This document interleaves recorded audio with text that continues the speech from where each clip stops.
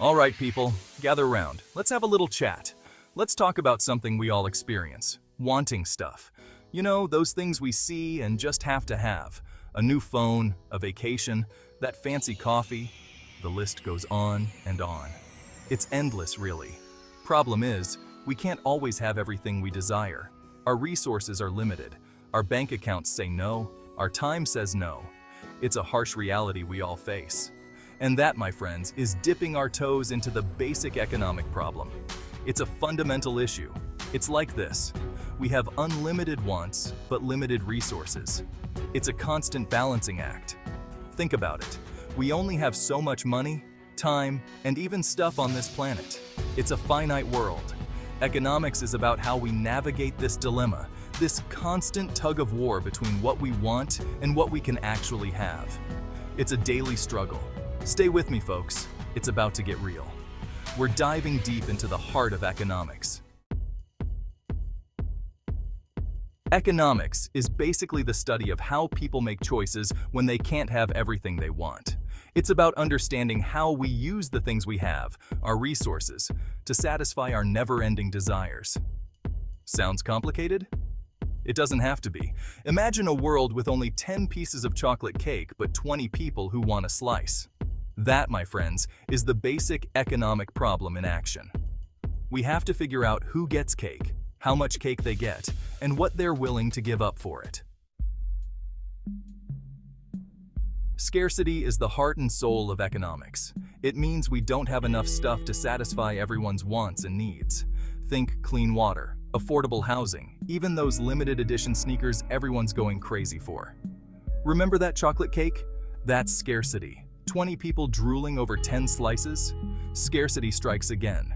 It forces us to make choices, to prioritize what's important. Do we spend our money on a fancy dinner or save up for a new phone? Decisions, decisions. Section 4. How do we choose?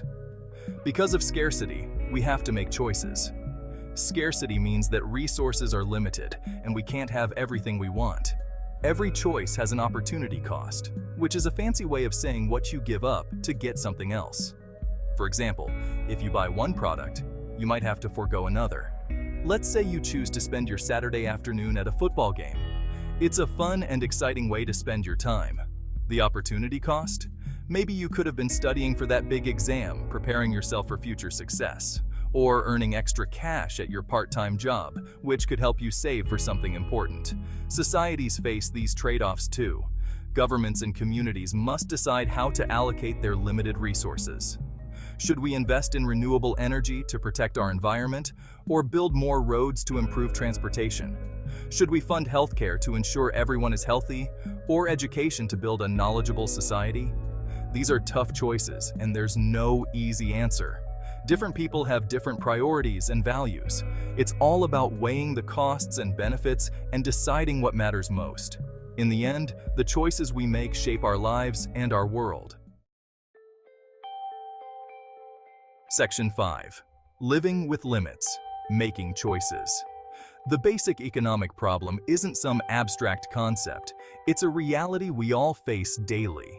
It affects all of us, every single day, in ways we might not even realize. It's about understanding that we can't always get what we want, but we can make smart choices with what we have, whether it's budgeting for groceries or deciding on a career path. So next time you're faced with a tough decision, whether it's choosing between pizza toppings or career paths, remember the basic economic problem. It's a part of our everyday lives. It's about recognizing our limited resources, making choices, and understanding the trade-offs involved. Every choice has a cost, and every decision has its consequences. It's about making the most of what we've got, folks.